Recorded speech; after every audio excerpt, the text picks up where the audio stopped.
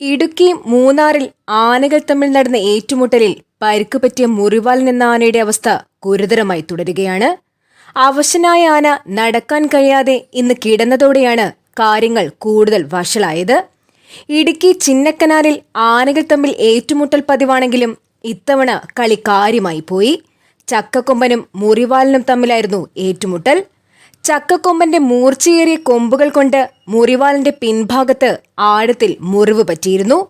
ആ മുറിവിലിപ്പോൾ ഇൻഫെക്ഷൻ ആയതോടെയാണ് ആനയ്ക്ക് നടക്കാൻ കഴിയാത്ത സാഹചര്യമുണ്ടായത്. ആനകൾ തമ്മിൽ ഏറ്റുമുട്ടുന്ന വീഡിയോ ദൃശ്യങ്ങൾ വനംവകുപ്പ് പകർത്തിയിട്ടുണ്ട്. അരിക്കൊമ്പൻ, ചക്കക്കൊമ്പൻ, മുറിവാലൻ ഈ മൂന്നാനകളായിരുന്നു ഇടുക്കി ചിന്നക്കനാൽ മേഖലയിലെ പ്രധാനികൾ. ഇതിൽ അരിക്കൊമ്പനെ നാടുകടത്തിയതോടെ ചക്കക്കൊമ്പനും മുറിവാലിനും തമ്മിൽ ഏറ്റുമുട്ടൽ പതിവായിരുന്നു. ആനകളെ നിരീക്ഷിച്ചിരുന്ന വനംവകുപ്പ് തളർന്നു വീണ മുറിവാലിന് മികച്ച ചികിത്സയാണ് നൽകുന്നത്.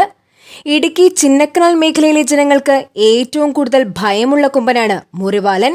കൂടുതൽ സമയം ആന കിടക്കുകയാണെങ്കിൽ ആനയുടെ ഇപ്പോഴത്തെ അവസ്ഥ കൂടുതൽ ഗുരുതരമാകാൻ കാരണമാകും.